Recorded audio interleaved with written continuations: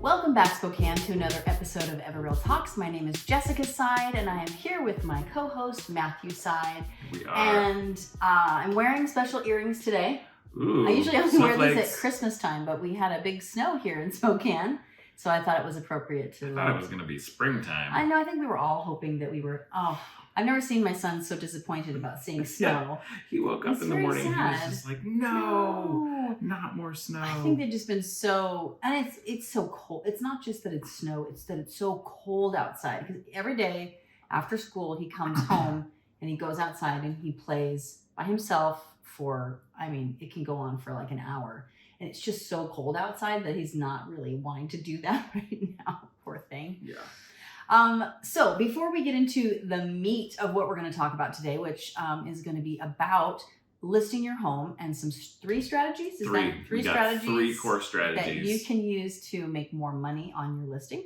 I just want to kind of talk really quickly about some things that are coming up in Spokane. I usually try and keep up with, and I like to go to things. I think some of you know that already from other podcast episodes or radio shows or wherever this is in the universe. I'm sorry. I was listening to one of my podcasts the other day, and they were talking, you know how most of them have their little commercial, and you can download that anywhere you get your podcast, wherever you get your podcast. Yes, and they're just like, oh, for God's sake, everybody knows where they get their podcasts. It's like it's on the phone you're listening to or whatever device that you're hearing me right now. So that's where all the other ones That's where will you be. should go. So. That's where you should go. Anyway, some of the things that are coming up, first of all, big surprise is that Paul Mccartney is coming to town. Big surprise for some people we've talked to recently that he's even still alive. Oh, yeah. Like, Some people know. Yeah, they don't know who Paul Mccartney is, and it's a sad state of affairs. For those of you who don't know, he is one of the Fab Four, which, if you don't know what the Fab Four is, they're not superheroes. Not superheroes, well, kind of, but They might have been. It's the Beatles. So Paul McCartney, the one who plays with his left hand instead of his right, it's kind of a cool little thing. Anyway, he's coming to Spokane, which is super exciting. I've been trying to get tickets. Yeah, and even more exciting if you can get tickets, unable to do so. So I'm not sure if that's what's going to happen. It opens up to the general public tomorrow. I tried a bunch of different ways to get the tickets, but whatever. Another thing that's coming up, Wicked is coming up, the Broadway show. If you haven't seen it, I highly recommend it. It's so good. And we've taken our kids before, but our youngest son doesn't remember it. It's a pretty good travel show too. Like it doesn't need like the huge theatrical sets that they have in Broadway that stay. He's absolutely incorrect. It has an amazing set. I'm just saying that it doesn't need the Broadway theater set. Like it travels well. There are some shows that you're like, it's because they make so much money from that show that they can bring huge sets in, amazing actors. Like they're just absolutely fantastic. Anyway, the other thing that is coming that I'm finally going to see is called Shen Yun, and it is Chinese traditional dance, but it's very acrobatic, and I've seen clips of it. It's been hanging up at various years in my son's school, and I've never gotten tickets. So this is the first year I'm getting tickets to that, which will be really fun, and I think it'll be wonderfully culturally enriching. And how appropriate that the Olympics were in China. That's so true. So true. Anyway, those are just some things coming up in Spokane. I'm going to Kicking it over to me. Kicking it over to you, not right. Pushing it over to you. I was going to push it over to you. You know, here's the one thing that is true. Even though it has been snowy in the last few days. Mm-hmm. Sunny. It is just incredibly sunny. Yeah, it's very beautiful. I love it. Love it. All right, so today we are going to talk about 3 strategies. And on my list here, I said 3 strategies to sell your home for $100,000 more than it was listed for. I will say you probably shouldn't try this at home, and we can't guarantee a final sale price. When Matt was telling me about the premise, I was like, okay, well, let's just make sure we have some caveats in there, because not everybody's going to get $100,000 more than the list price. I am using an example of a property that recently closed that it sold for not $100,000. I'm sorry, it was $97,500 over the list price, and there were 3 specific strategies that I used to help us get there. Obviously, the market is a part of that, but you have to understand how to play within the market to get your price to the highest possible. So Negotiate. Yes, there is. hey, don't take away any of my just threes. Okay. Okay, so I'm let me just kind of frame the scenario real quick. List price on this particular property, and none of these numbers are exactly the same because I want to protect my client's privacy a little bit, even though it's public record. But listed for $250,000. We began getting offers anywhere from $300,000 to $350,000. And we had solid comparable properties at $280,000. So we purposely were listing it below market value, a reasonable amount below, but we started getting offers really quite high pretty quickly. So let's just talk about the three strategies. And I really truly, when I say don't try this at home, some of these things won't work very well if you are selling by owner. But this isn't to say that you can't sell your house by owner, but I'll probably point out some of the ones that you could have a little bit of challenge because you're not a real estate professional. All right, so the first one are the P's of real estate. Okay. Right? We talk about, like, if you sit down with us in our listing presentation, we're going to go through what we call the new 3 P's of real estate. And so I got 4 P's here that I implemented at this particular one. So pricing, we already talked about. That was really important. Aggressive, depending on the property, because this is where you don't want to be unaware of what's going on in your specific price point. If you remember, this house was listed at $250,000. Just recently, we talked about median home price in Spokane, and it's in the threes. Like, right. I can't even. Now I'm spacing out on the number. The point being, like 390 or something like that was where it ended last year. So the point being that you have to be really careful, because what if you list it at a lower price and nobody comes and brings any offers? Like, that could backfire on you if you don't have the right knowledge and expertise in this. So this one, we were really confident that we were going to get offer activity. And at the same time, my clients were honestly pretty excited about even a $250 sale price based on the situation with that particular property.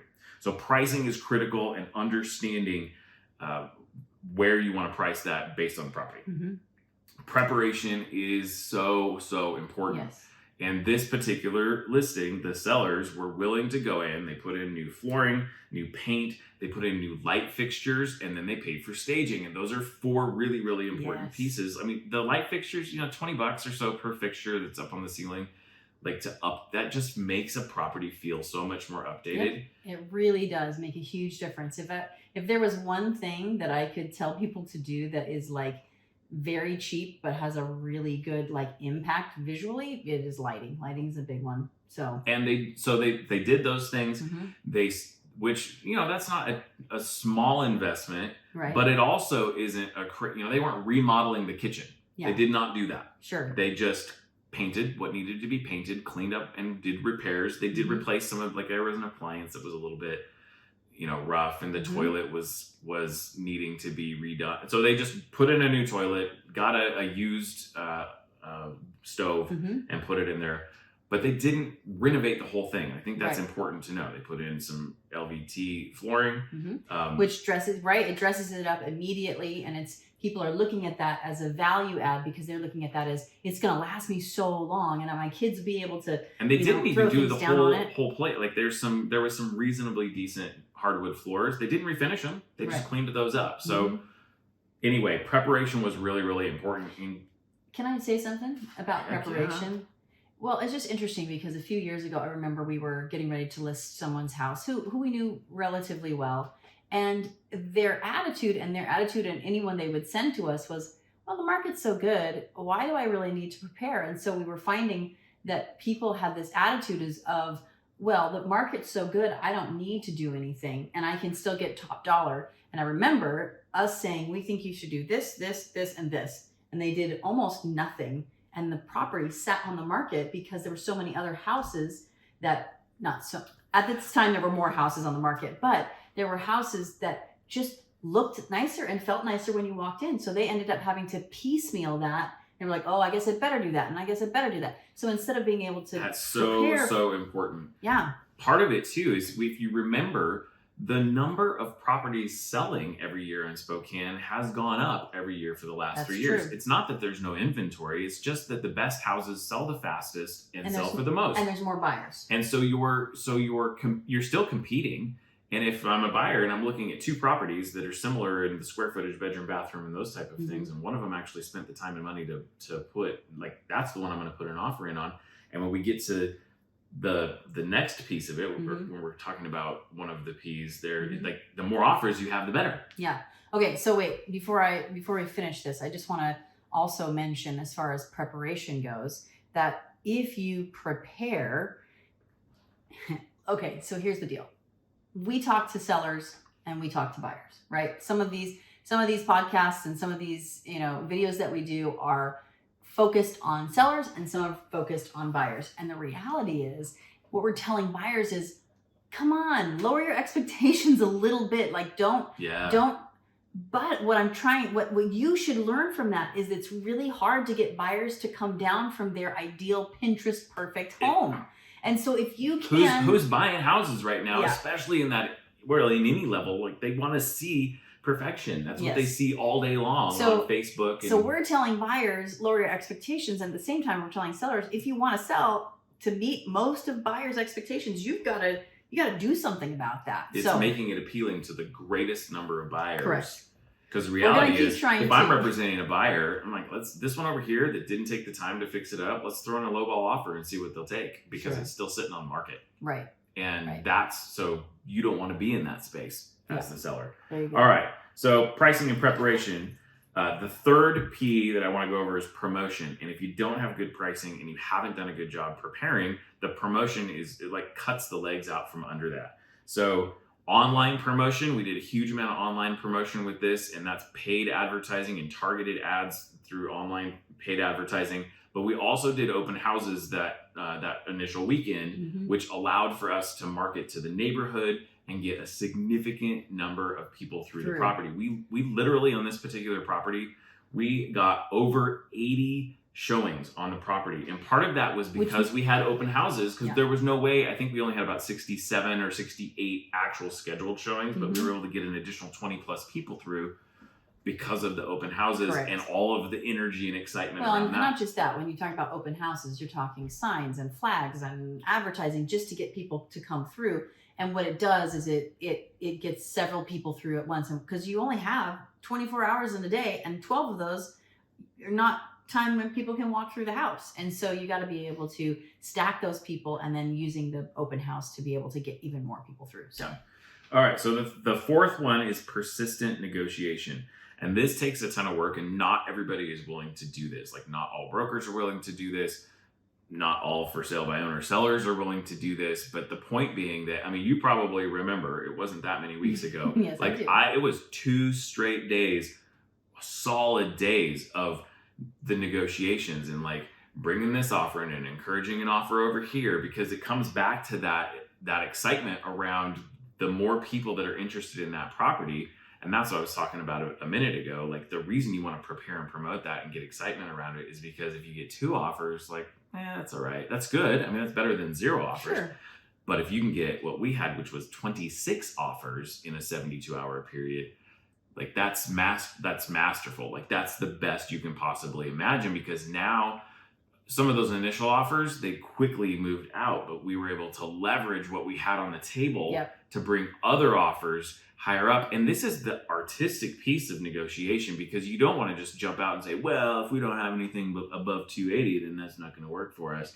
And there comes so it's like encouraging as much as you can, which can feel like, as the broker, like, oh my God, I'm totally like wasting my time here, because I know this buyer is probably not going to get the property, but it creates more around that. Well, and the reality is that people sometimes step in, and once they step in by making that offer, then they sleep on it and they go, wow, I really do want this house. Yes, and how many of them, I can't even quantify without going back, of how many of them put an offer in on a Friday, but by Sunday when we were getting ready to review, they're like, hey, how many offers do you have now?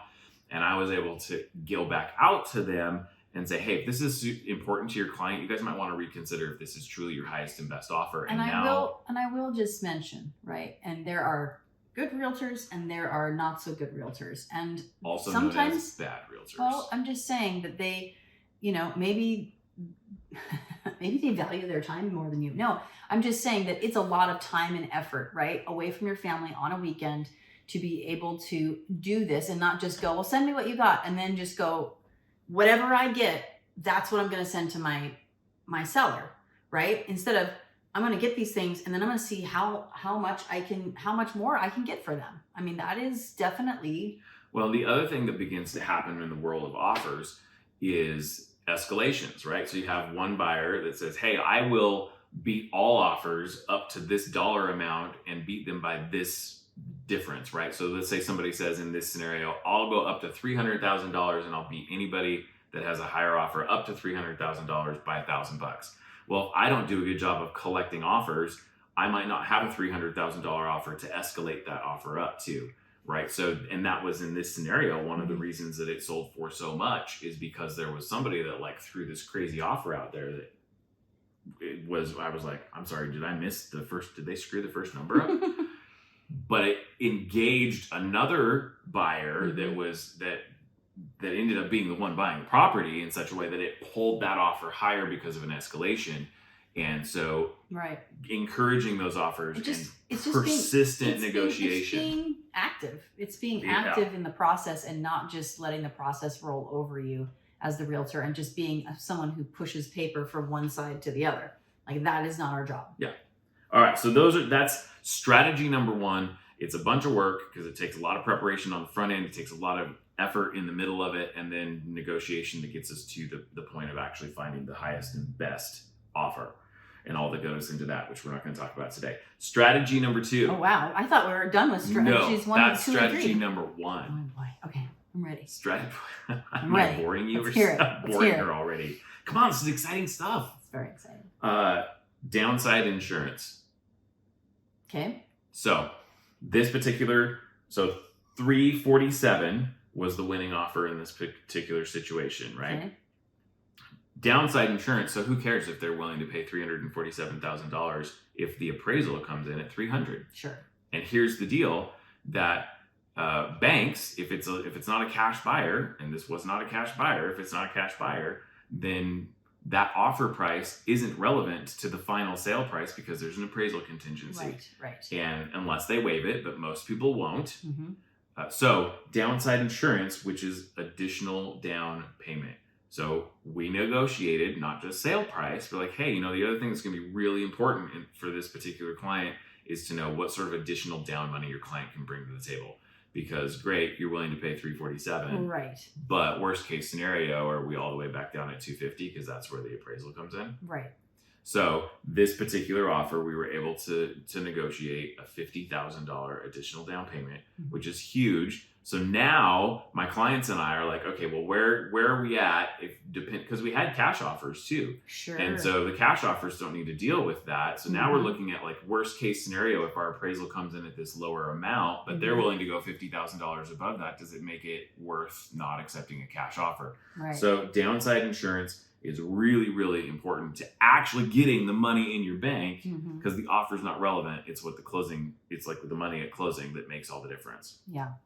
And then the third is I wrote influence over the value, and then I don't like the way I phrased that. So active participation in the valuation. Yeah. And what I mean by that is it comes back to your appraiser, especially if you don't have only if you don't have a cash offer. But when you don't have a cash offer, are you, and this is the one where I'm like, if you're for sale by owner, this one might be a little bit tough for you, but are you actively engaging the appraiser and the reason I got rid of influence, because I'm not trying to get in their way and mess with things at all. That's not what this is about at all. But remember, this property was listed for $250,000. If this appraiser has zero engagement with me and they're just like, hey, I got 12 of these things on my desk, I'm trying to pump this thing out as fast as possible, they could get lazy and just be like, it's worth $250. Now, all of a sudden, our situation is, even with a $50,000 additional down, we're maxed out at $300. That's not $100,000 in my client's pocket, and I'm not okay with that. So one of the things that I do, I make sure that appraiser has to connect with me to get into the property, and I'm going to be like, oh yeah, hey, we'll get you in there. This is how it's going to work. Oh, by the way, I want to make sure the situation on this particular house. We purposely listed it significantly lower to create some excitement around the offers that came in. And I just want you to know, appraiser, that we did have, over 80 showings. We had 26 offers. We had several that were in the range of the one that is right now under contract. So I'm giving Sure, so that they giving don't. her information, right? Like, again, I'm not trying to tell her how to do her job. Like, she's not going to appreciate that, and that's not the right way to do things. But I am going to make sure that she's not in a vacuum, Exactly. just looking at that 250. Yeah. So she understands, okay, well, I'm going to have to go out and do some homework on what I feel like real comps actually are. And then I'll always end with, if there's anything I can do to help, because I know you got a lot on your plate, let me know. And in this particular situation, this appraiser didn't want my help on like property values, but realized, oh my God, they want like rental income values on this too. And so for that appraiser, they're like, well, if you can pull me some rental comps, that would be helpful. Yeah. And so I'm like, all right, I'll take a little bit of time and go out and pull some properties that are out on, Facebook Marketplace or Zillow or different things. And I don't know whether they used them or not, but the point is that we're advocates working together, or allies rather. Well, I mean, listen, it's like I've got this phone, right? And there's this phone, and I have to look at it, and I have to value this phone, right? I don't care about this phone. I don't care. But if this phone is actually someone that I care about, right? Or it's a human being's phone. And if I can connect this phone to somebody, when I go to look at this phone later, I go, oh yeah, that was Matt's phone. Yeah, he was a good guy. He was really helpful. I'm going to put a little more effort into figuring out how much this phone is worth, rather than just going, here's another phone. I see what you're saying. Here's another, and it's I was a house. lost on the phone a little bit. I know. But now you're I'm tying it in. A house is a nameless, faceless commodity.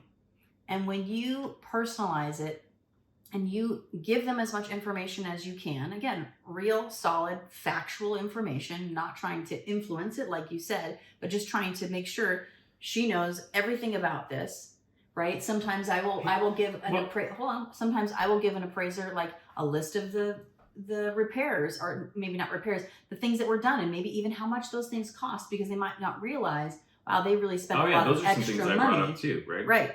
So and I think it's, in some level, it is influence, right? Because they're influenced by something. They're influenced by the list price. Fine, they're influenced by But I do whatever. think it has a bad connotation. Yeah, to it's say not that. manipulative.